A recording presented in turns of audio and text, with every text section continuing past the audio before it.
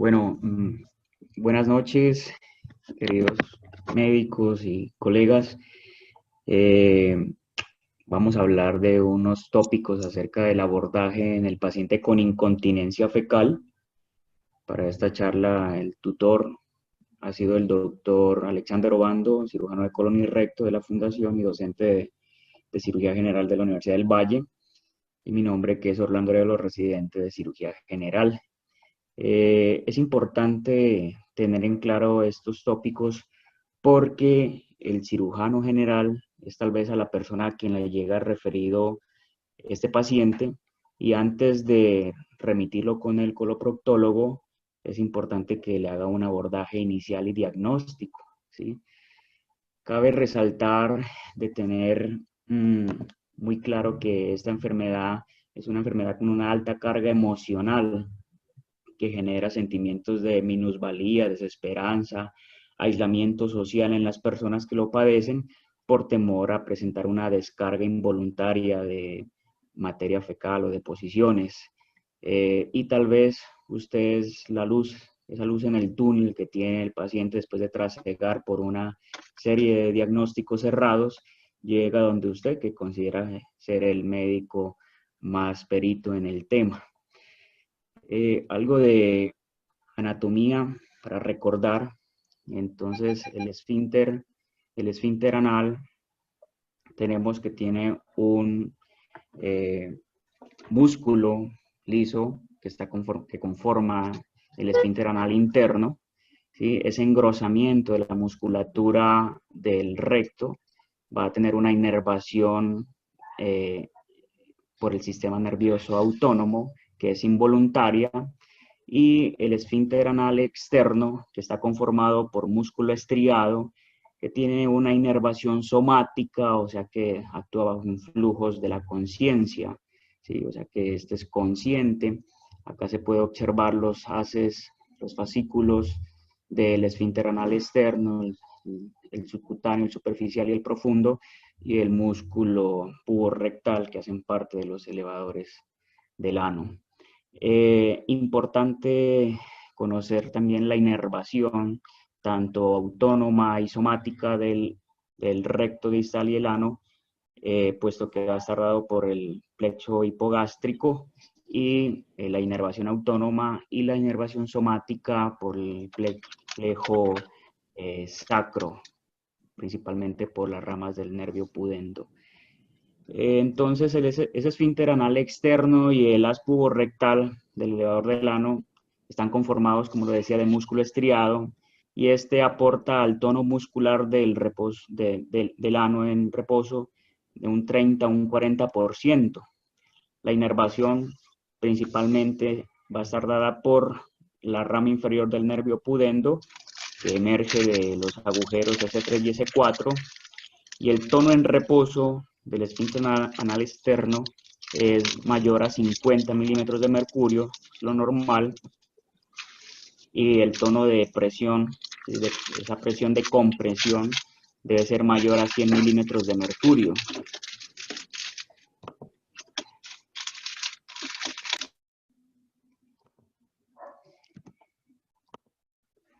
En cuanto al esfínter anal interno, está conformado, como lo describía, por músculo liso, y este aporta del 50 al 55% al tono en reposo del ano, y la inervación principalmente por el sistema nervioso autónomo, ¿sí? El mecanismo de continencia es un elemento básico en la calidad de vida de las personas, y para que éste se presente o cuando se ve alterado debe ser porque se afecta alguna de estas condiciones, ya sea a nivel del esfínter anal, de la musculatura del piso pélvico, de la función del reservorio del recto, la consistencia de las heces y la función neurológica, y es ahí donde tenemos que intervenir en cada uno de estos niveles, ¿sí? Para descartar la patología subyacente que esté desencadenando la lesión. Como definición operativa de la incontinencia fecal, es aquel paciente que nos comenta el paso incontrolado e involuntario de las heces o gases a través del ano. debe de cumplir dos condiciones. Una es que el tiempo de duración sea mayor a un mes y que se presente en una persona que ya haya logrado el control de esfínteres previamente, o sea, una persona mayor de 4 años. Tenemos tres tipos de incontinencias. La incontinencia pasiva, que se refiere al paso involuntario de las deposiciones o gas y de forma inconsciente. La urge-incontinencia, que se considera el paso de materia fecal, a pesar del esfuerzo activo del paciente por retener, no es capaz de contener las deposiciones y genera ahí la incontinencia. Y el soiling anal o ese manchado en la ropa interior, ¿sí? Pequeñas cantidades que se presentan seguido de una evacuación de consistencia normal. En cuanto a la prevalencia, es difícil evaluar de manera confiable, puesto que los pacientes primero no consultan tempranamente. El paciente jóvenes o adultos mayores consultan en aproximadamente 8 a 12 meses de estar presentando los síntomas y se ha encontrado la prevalencia mayor en personas institucionalizadas porque se encuentran a cargo de una enfermera que está muy pendiente de ellos y ante ver los signos o los síntomas del paciente, consulta. Por eso la prevalencia en ellos es del 30 al 40%, 45%. También se ve aumentada con la edad, ¿sí? En personas menores del 0.5 a 1% y en mayores de 65 años hasta el 8%. En los pacientes ambulatorios generales es aproximadamente en el 6% y es más frecuente en las mujeres. Ya vamos a ver por qué. Los antecedentes obstétricos tienen que ver en gran parte. En la consulta uroginecológica presente en el 16%. Entonces, en cuanto a las causas de una persona con incontinencia fecal, las causas estructurales son las más comunes. Dentro de estas, la lesión obstétrica, esa mujer multípara que ha presentado partos instrumentados, complicados, partos prolongados, trabajos de partos prolongados, perdón, macrosómicos o que han generado desgarros, ¿sí? Vaginales, grado 3, esos van a presentar mayor riesgo de ocasionarles incontinencia fecal. Sin embargo, a pesar de que clínicamente pueden presentar un desgarro, solo el 10% de esas personas van a desarrollar, algunos desarrollan síntomas después de un año, o sea que pueden estar asintomáticos, ¿sí? Otro antecedente importante a reconocer es las cirugías previas, cirugías anorrectales como hemorroidectomía, esfinterectomía o fistulotomía, porque se pueden lesionar pues, algunas fibras del esfínter anal externo. Reconstrucciones posanales después de cirugías, sobre todo resecciones abdominoperineales ultra bajas o cirugías interesfintéricas, donde se puede lesionar el esfínter anal externo, o el prolapso, que también es una causa de incontinencia y que se debe abordar de forma individual. Otras causas, como que ya no son anatómicas, pues, está el embarazo, la diarrea crónica, la diabetes, la obesidad y algunas enfermedades neurológicas. Entonces, el abordaje diagnóstico va a depender de principalmente la historia clínica.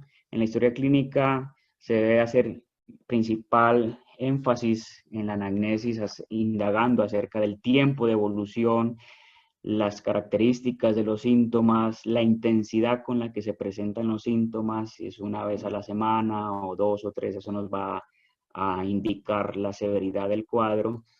Importante los antecedentes, como lo mencioné, antecedentes quirúrgicos, ¿sí? Sobre todo en patología anorrectal, y antecedentes ginecológicos en mujeres o traumáticos a nivel de que nos generen una afectación a nivel medular. En el examen físico es trascendental desde la inspección determinar estos pacientes pueden presentarse con un ano sucio, patuloso, con fisuras, fístulas, laceraciones, irritación local de la piel por el por el contacto prolongado con las deposiciones. El tacto rectal también nos puede ayudar a identificar un ano, el tono, la fuerza de compresión, y se puede hacer un examen instrumentado con un anoscopio si es posible. La evaluación de la severidad y el impacto en la calidad de vida, se van a utilizar múltiples scores, que ya los vamos a ver, y las pruebas de fisiología anorrectal, que también son importantes para dirigir el diagnóstico. En cuanto a la evaluación de la severidad, existen múltiples scores, ¿sí? En realidad no hay uno que uno pueda decir es el mejor. Sin embargo, este score de Wexner, ¿sí?, es como el más práctico, el más utilizado en la consulta externa, y este toma estas características dependiendo del tipo de incontinencia fecal, si es a gases, si es deposiciones líquidas, sólidas, si utiliza paños o qué tan grave es esos síntomas con respecto al estilo, a la calidad de vida del paciente. Y dependiendo de la frecuencia con la que se presenten, nos va a dar un score. Entonces, paciente que presente una incontinencia completa tendrá un puntaje mucho mayor o igual a 20.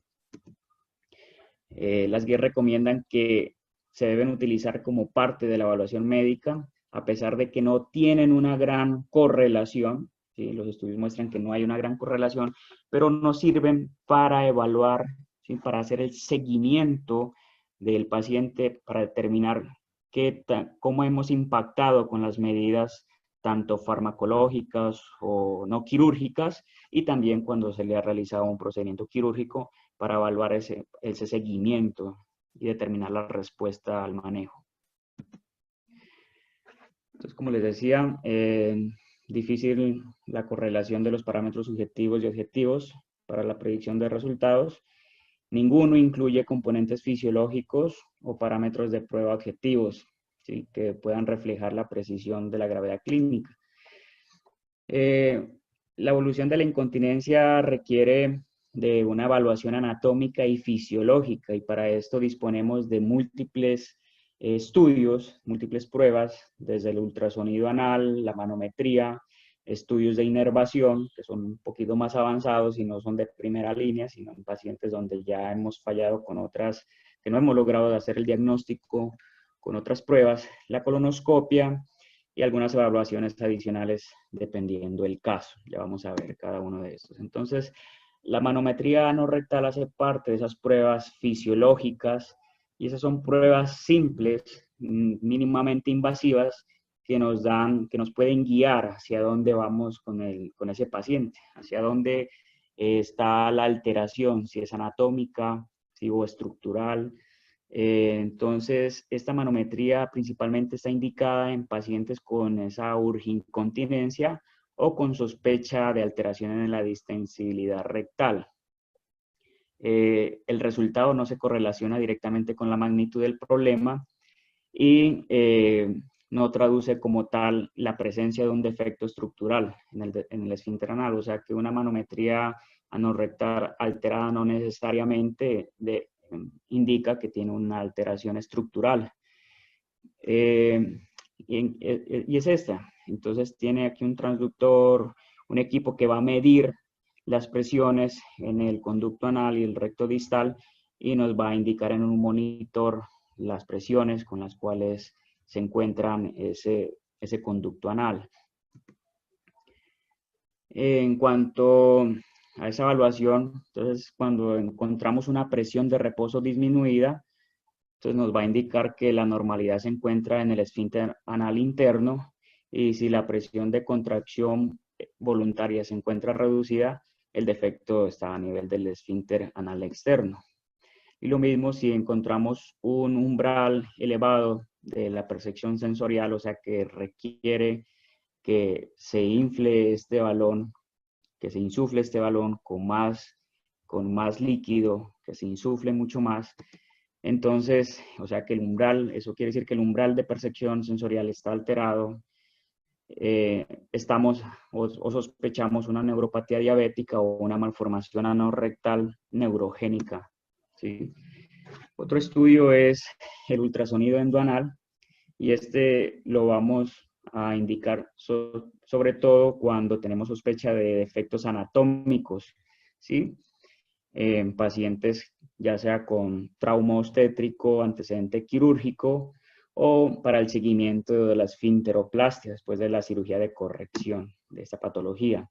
Se hace con un transductor que tiene un ángulo de 360 grados y aquí se puede observar, nos da a conocer casi que con mucha exactitud, una sensibilidad cercana al 100%, el esfínter anal interno, ¿sí? Que es esa línea negra, ¿sí? O hipoecoica, el esfínter anal externo, en la diferencia de matices se observa más hiperecogénica, y la grasa perianal. Entonces, sin embargo, la presencia de un defecto en el esfínter no necesariamente se correlaciona con incontinencia. Existen pacientes que son asintomáticos y que pueden tener un defecto en el esfínter anal. En estas gráficas se puede observar la disrupción aquí del esfínter anal externo. Obsérvese el esfínter anal interno, este es hipoecogénico.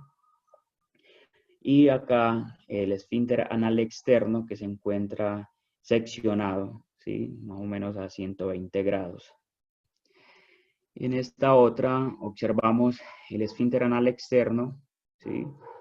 Y el esfínter anal interno seccionado, también a un ángulo aproximadamente de 120 grados.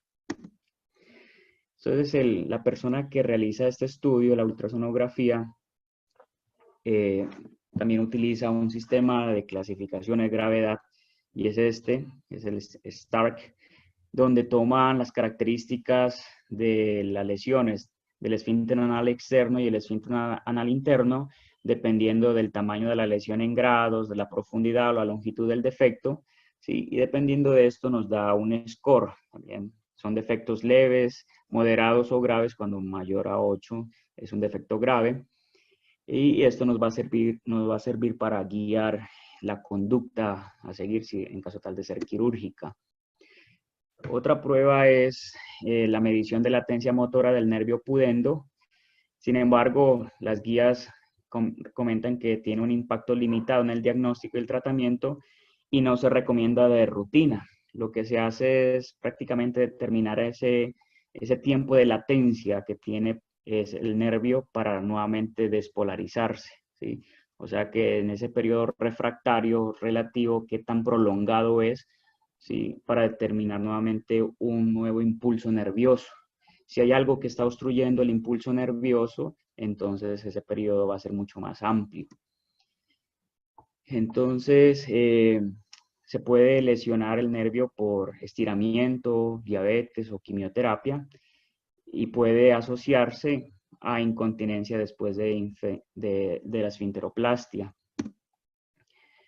La colonoscopia se indica ante síntomas específicos como diarrea, sangrado u obstrucción. Sin embargo, cabe resaltar que la mayoría de los pacientes son adultos mayores, entonces pues se debe utilizar también como prueba de tamizaje de inmediato enviársela a una colonoscopia total para descartar otras lesiones o neoplasias ocultas, pues que serían como importantes tener en cuenta, y el manejo cambiaría.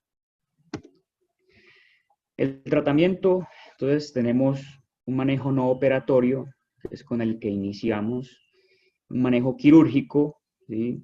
Dependiendo, vamos a individualizar cada caso. La mayoría de los pacientes responden muy bien a este manejo no operatorio, y hay otras medidas que aún no están aprobadas por la FDA, pero que también sirven y tienen evidencia. Entonces, el manejo no operatorio, lo principal con lo cual se debe iniciar el manejo de estos pacientes es el manejo dietético, ¿sí? Y farmacológico. Tiene un nivel de evidencia 1C, mejora en la mitad de los pacientes con incontinencia fecal. O sea, una vez vamos a identificar esos hábitos alimenticios, o sea, el paciente debe de ser muy juicioso y llevar a cabo, puede ser un diario donde describa los alimentos que le caen bien o le caen mal, ¿sí? Esos alimentos que le ocasionan diarrea y está asociada a incontinencia, usualmente son que contienen cafeína, altos en azúcar por la carga osmótica, lácteos. Entonces, estos se deben de evitar cuando notan que le cae mal al paciente. Cuando hay incontinencia por rebalse o por rebosamiento, pues se puede utilizar laxantes, ¿sí? Ante la diarrea, un paciente que los síntomas principalmente sea por diarrea, la incontinencia sea por diarrea, se puede indicar formadores de volumen, ¿sí? Fibracilium. Y si la diarrea persiste, podemos utilizar medicamentos como la loperamida, que enlentece el tránsito intestinal, y también se ha demostrado que aumenta el tono del esfínter anal interno. La mitriptilina también tiene estudios y muestra que disminuye la actividad, la motilidad del recto, ¿sí? Del recto, entonces también va a disminuir los episodios de incontinencia. Y muy importante, las cremas hidratantes a base de zinc, porque esos pacientes pueden presentar quemaduras o escoriaciones, y tener esta zona bien hidratada es importante para evitar la laceración. La terapia de biofeedback, que en realidad tiene muy buenas respuestas a sus pacientes cuando se los maneja terapia de biofeedback. Esto es prácticamente volver a reeducar el piso pélvico, ¿sí? A hacer deposiciones, volver a reeducar a ese paciente con estos ejercicios, ¿sí? Mejoran hasta en el 89% de los casos. Por eso se puede indicar como tratamiento inicial, ¿sí? Sobre todo en esos pacientes que tienen contracción voluntaria del esfínter. Y en cuanto a las opciones quirúrgicas, tenemos varias opciones. Lo primero que se debe hacer es controlar las patologías anatómicas, corrección de esas cuando el paciente presenta fisuras, fístulas, prolapsos. Se debe manejar de forma individual. Muchas veces mejoran o eliminan como tal la incontinencia en caso de estar presentes. Otra opción es la esfinteroplastia en esos pacientes sintomáticos con un defecto del esfínter anal externo definido. Sin embargo, tiene muy buena respuesta esos pacientes a corto plazo, ¿sí? Hasta en el 85%, pero el seguimiento a 5 años, esa respuesta disminuye a un 14%, ¿sí? Y lo que consiste en es hacer una reconstrucción del esfínter anal externo, ¿sí? Tratando de llevar nuevamente esos dos cabos que han estado lesionados, los dos cabos que se habían seccionado por el traumatismo obstétrico quirúrgico, y repararlos, ¿sí? Hacer una rafia de esos dos músculos. La inyección con agentes de relleno también tiene buena evidencia, sobre todo en pacientes con incontinencia fecal pasiva. Presentan disminución de los síntomas la mitad de esos pacientes hasta los 36 meses, y esto lo que hacen es ubicar material del relleno en el espacio interesfintérico para aumentar ese tono del esfínter anal, sobre todo en los pacientes con incontinencia fecal pasiva. La neuromodulación sacra es una gran opción quirúrgica de primera línea en la incontinencia fecal en pacientes con defectos o sin defectos del esfínter, ¿sí? Estos mejoran más del 50% de los síntomas, o sea que si se presentaban 4 veces en la semana, el paciente ya va a presentar 2 veces a la semana los episodios de continencia en el 89% de esos pacientes, y presentan continencia completa hasta el 36% de los pacientes a 5 años de seguimiento, ¿sí? Tiene un éxito mucho más marcado cuando el defecto del esfínter anal externo se encuentra a menos de 120 grados. ¿En qué consiste? En que se va a hacer una punción, ¿sí? Ecodirigida a nivel de la tercer orificio de conjugación del sacro, donde se va a identificar o tratar de llegar a la raíz del nervio pudendo, las ramas posteriores del nervio pudendo. Y esta consta de 2 fases, una fase de prueba, que se deja, o sea, se hace la punción, se estimula y se prueba de 5 días a 2 a 3 semanas, y el paciente debe responder adecuadamente, y es que disminuya en el 50% los episodios de incontinencia. Si el paciente mejora en ese aspecto, entonces se pasa a la segunda fase, que ya es colocar el marcapasos, ¿sí? Con su implante ahí definitivo en el cuadrante superior derecho del glúteo. ¿Y qué hace esto? ¿Cómo funciona? Lo que hace es sensibilizar, ¿sí? Sensibilizar al estímulo nervioso, ya sea activando o desactivando algunos neuroreceptores. Otra opción es la creación de un nuevo esfínter anal artificial. Es eficaz sobre todo en la incontinencia fecal grave. El 59% son funcionales a 5 años, sin embargo, las complicaciones son problemas técnicos, la migración del dispositivo, la obstrucción.